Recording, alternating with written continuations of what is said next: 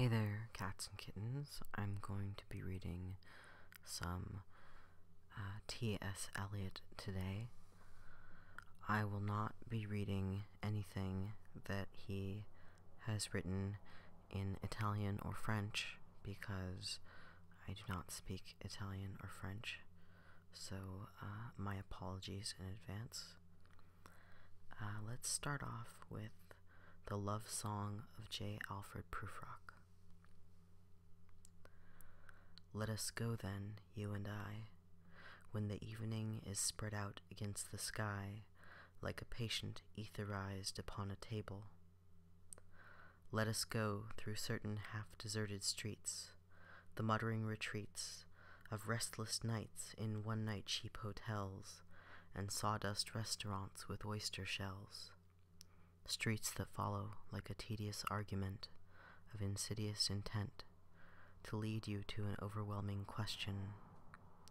Oh, do not ask, what is it? Let us go and make our visit.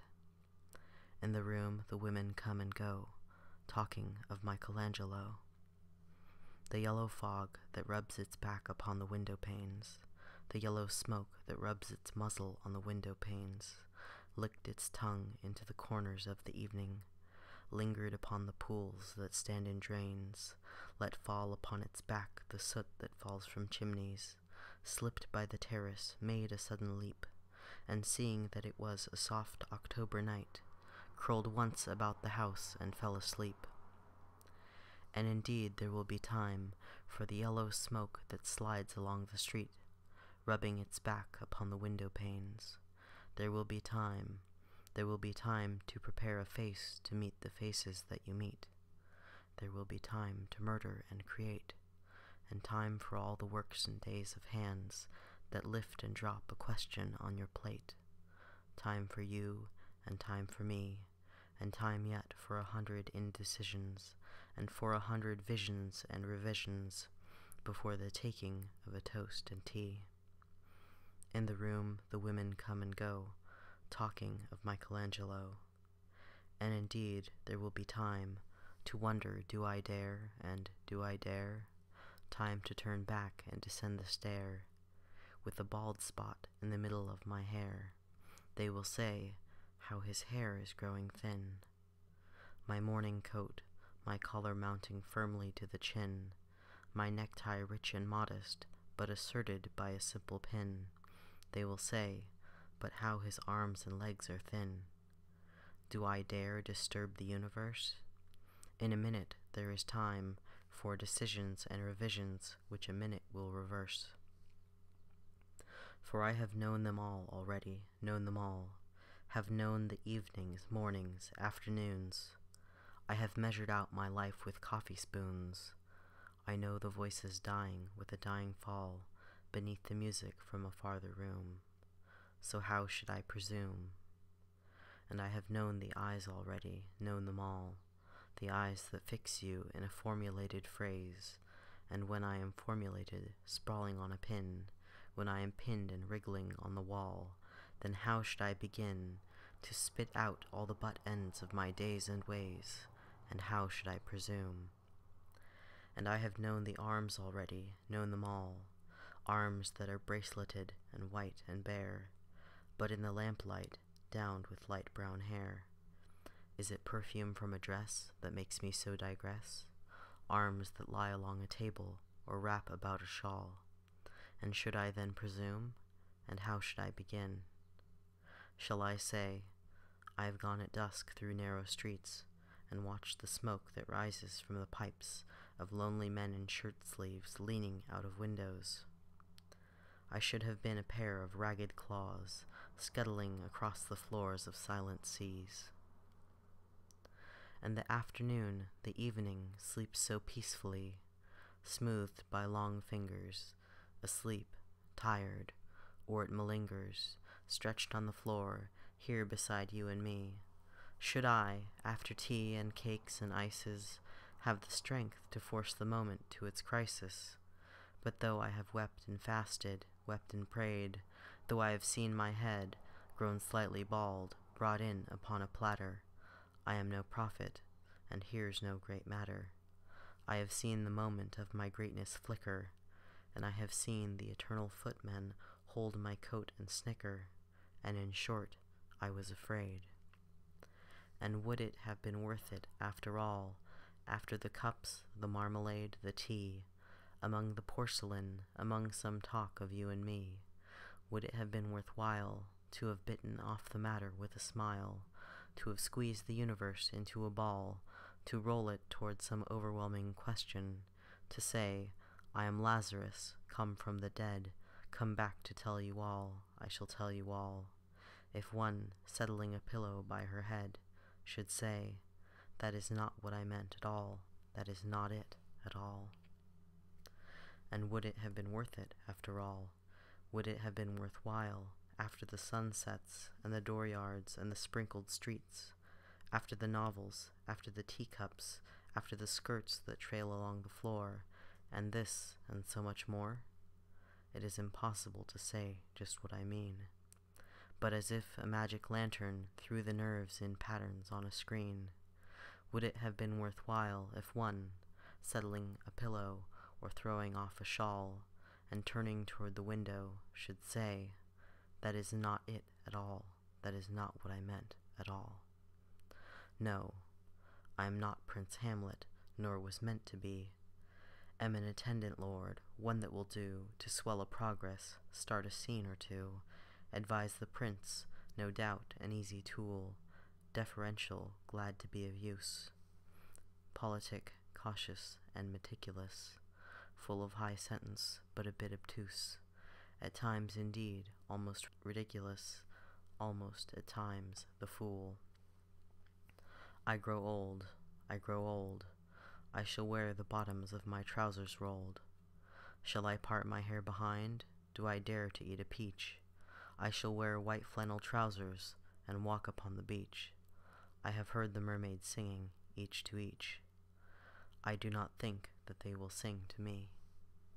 I have seen them riding seaward on the waves, combing the white hair of the waves blown back, when the wind blows the water white and black. We have lingered in the chambers of the sea, by sea-girls wreathed with seaweeds red and brown, till human voices wake us, and we drown. The next poem I am going to read is Portrait of a Lady. Thou hast committed fornication, but that was in another country, and besides, the wench is dead. The Jew of Malta. 1.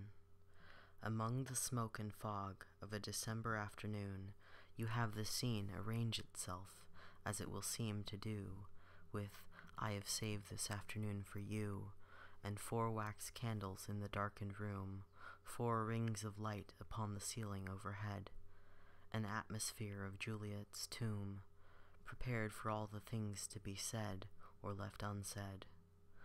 We have been, let us say, to hear the latest Pole transmit the Preludes through his hair and fingertips. So intimate, this Chopin, that I think his soul should be resurrected only among friends, some 2 or 3, who will not touch the bloom that is rubbed and questioned in the concert room.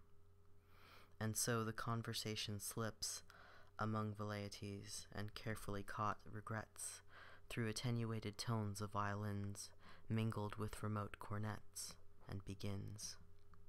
You do not know how much they mean to me, my friends, and how rare and strange it is to find, in a life composed so much of odds and ends. For indeed, I do not love it. You knew, you are not blind. How keen you are to find a friend who has these qualities, who has and gives those qualities upon which friendship lives. How much it means that I say this to you. Without these friendships, life, what cauchemar! Among the windings of the violins and the ariettes of cracked cornets, inside my brain a dull tom-tom begins, absurdly hammering a prelude of its own, capricious monotone that is at least one definite false note. Let us take the air in a tobacco trance, admire the monuments, discuss the late events, correct our watches by the public clocks, then sit for half an hour and drink our box. 2. Now that lilacs are in bloom, she has a bowl of lilacs in her room, and twists one in her fingers while she talks. Ah, my friend, you do not know what life is, you who hold it in your hands, slowly twisting the lilac stalks. You let it flow from you, you let it flow, and youth is cruel, and has no remorse, and smiles at situations which it cannot see. I smile, of course, and go on drinking tea.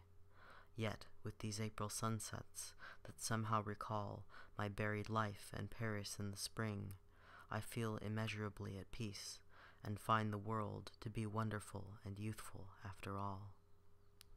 The voice returns like the insistent out of tune of a broken violin on an August afternoon.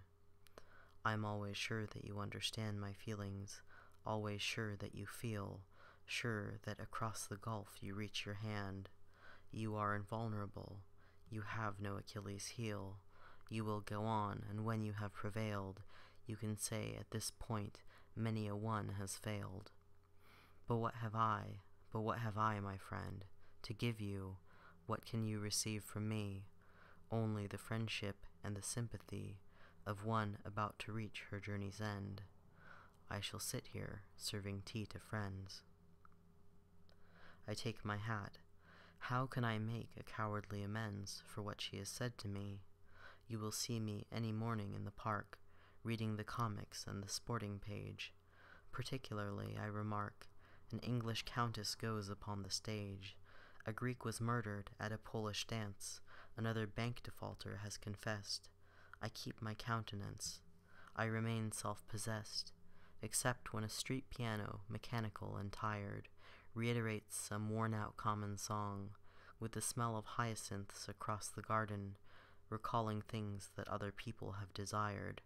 Are these ideas right or wrong? 3. The October night comes down, returning as before, except for a slight sensation of being ill at ease. I mount the stairs and turn the handle of the door, and feel as if I had mounted on my hands and knees. And so you are going abroad, and when do you return? But that's a useless question. You hardly know when you are coming back. You will find so much to learn. My smile falls heavily among the bric-a-brac. Perhaps you can write to me. My self-possession flares up for a second. This is as I had reckoned. I have been wondering frequently of late, but our beginnings never know our ends, why we have not developed into friends. I feel like one who smiles, and turning shall remark suddenly his expression in a glass. My self-possession gutters. We are really in the dark. For everybody said so, all our friends. They all were sure our feelings would relate so closely, I myself can hardly understand. We must leave it now to fate. You will write, at any rate. Perhaps it is not too late. I shall sit here, serving tea to friends. And I must borrow every changing, fine expression, dance, dance, like a dancing bear, cry like a parrot, chatter like an ape. Let us take the air in a tobacco trance. Well, and what if she should die some afternoon, afternoon gray and smoky, evening yellow and rose, should die and leave me sitting, pen in hand, with the smoke coming down above the housetops, doubtful for quite a while, not knowing what to feel, or if I understand, or whether wise or foolish, tardy or too soon. Would she not have the advantage, after all? This music is successful with the dying fall, now that we talk of dying, and should I have the right to smile? Preludes. 1. The winter evening settles down, with smell of steaks in passageways. 6 o'clock.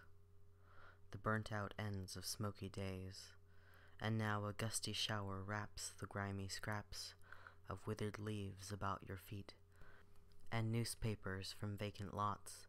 The showers beat on broken blinds and chimney pots, and at the corner of the street A lonely cab horse steams and stamps, and then the lighting of the lamps.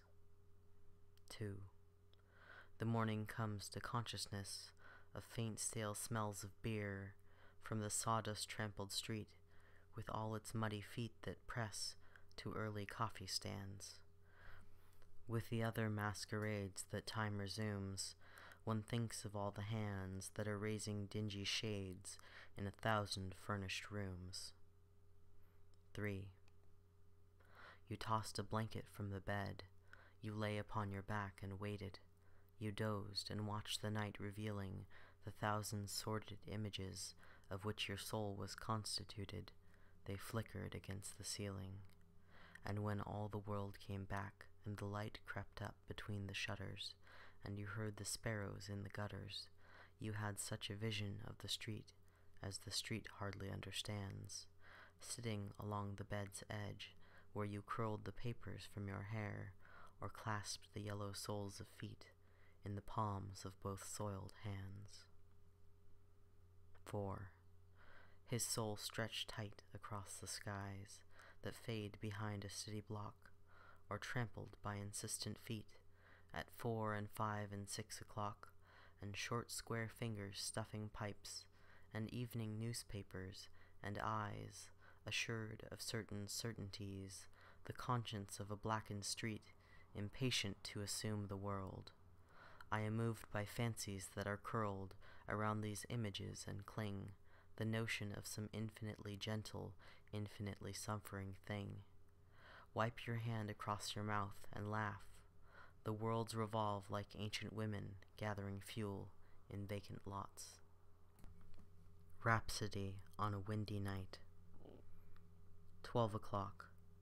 Along the reaches of the street, held in a lunar synthesis, whispering lunar incantations, dissolve the floor of the memory and all its clear relations, its divisions and precisions.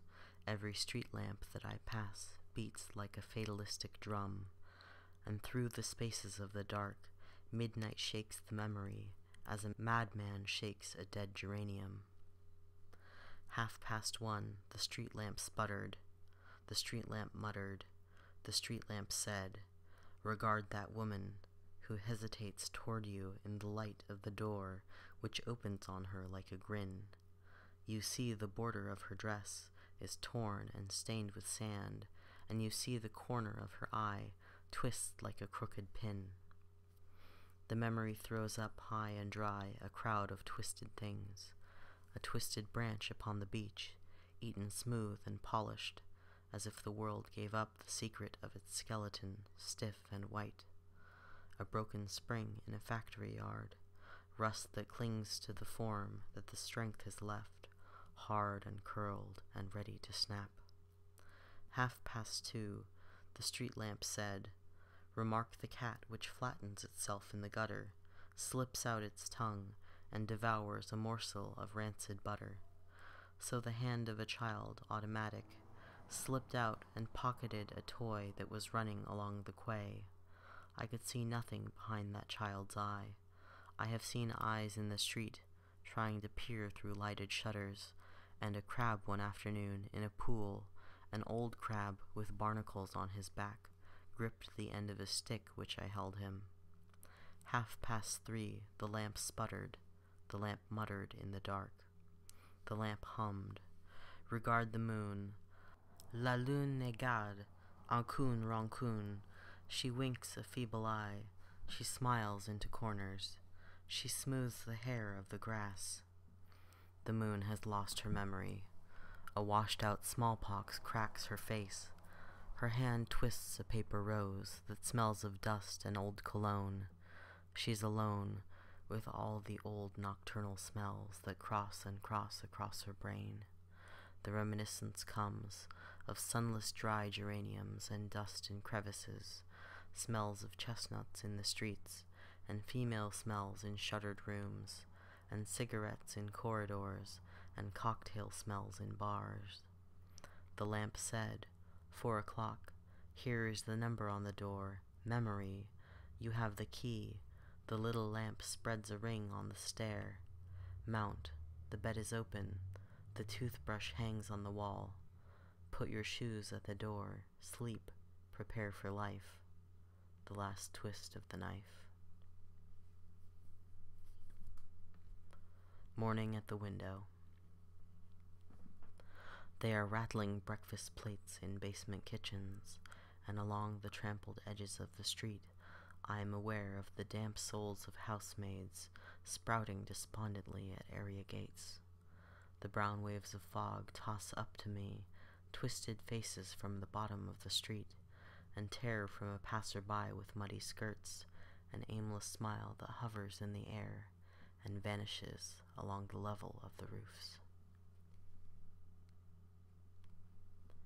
The Boston Evening Transcript. The readers of the Boston Evening Transcript sway in the blind like a field of ripe corn, when evening quickens faintly in the street, wakening the appetites of life in some, and to others bringing the Boston Evening Transcript. I mount the steps and ring the bell, turning wearily, as one would turn to nod goodbye to Rochefoucauld, if the streets were time, and he at the end of the street, and I say, Cousin Harriet, here is the Boston Evening Transcript.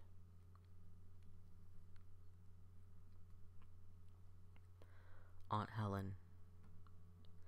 Miss Helen Slingsby was my maiden aunt, and lived in a small house near a fashionable square, cared for by servants to the number of 4. Now when she died, there was silence in heaven, and silence at her end of the street. The shutters were drawn, and the undertaker wiped his feet. He was aware that this sort of thing had occurred before. The dogs were handsomely provided for, but shortly afterwards the parrot died too. The Dresden clock continued ticking on the mantelpiece, and the footman sat upon the dining table, holding the second housemaid on his knees, who had always been so careful while her mistress lived. Cousin Nancy. Miss Nancy Ellicott strode across the hills and broke them, rode across the hills and broke them, the barren New England hills, riding to hounds over the cow pasture. Miss Nancy Ellicott smoked and danced all the modern dances, and her aunts were not quite sure how they felt about it, but they knew that it was modern. Upon the glazed shelves kept watch Matthew and Waldo, guardians of the faith, the army of unalterable law.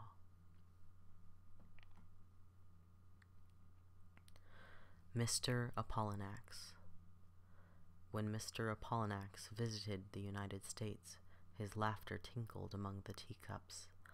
I thought of Frigilian, that shy figure among the birch trees, and of Priapus in the shrubbery, gaping at the lady in the swing. In the palace of Mrs. Flaccus, at Professor Channing Cheetah's, he laughed like an irresponsible fetus. His laughter was submarine and profound, like the old man of the seats, hidden under coral islands where worried bodies of drowned men drifted down in the green silence, dropping from fingers of surf. I looked for the head of Mr. Apollinax rolling under a chair, or grinning over a screen with seaweed in its hair. I heard the beat of centaur's hoofs over the hard turf as his dry and passionate talk devoured the afternoon. He is a charming man, but after all, what did he mean? He has pointed ears. He must be unbalanced. There was something he said that I might have challenged. Of Dowager Mrs. Flaccus and Professor and Mrs. Cheetah, I remember a slice of lemon and a bitten macaroon. Hysteria. As she laughed, I was aware of becoming involved in her laughter and being part of it, until her teeth were only accidental stars with a talent for squad drill.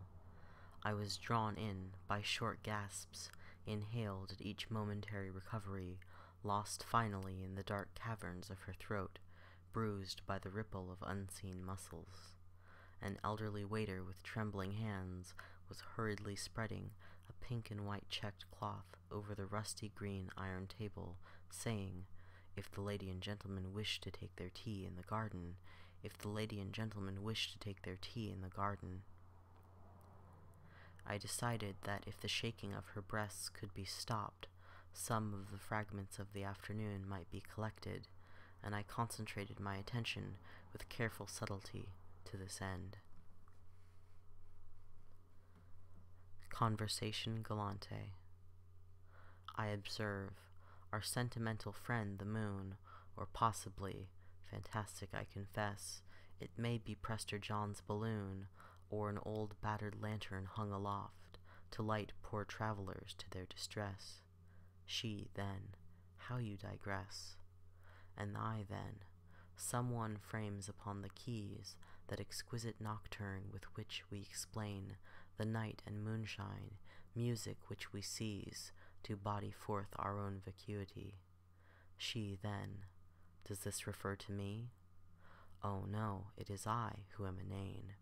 You, madam, are the eternal humorist, the eternal enemy of the absolute, giving our vagrant moods the slightest twist with your air indifferent and imperious, at a stroke our mad poetics to confute.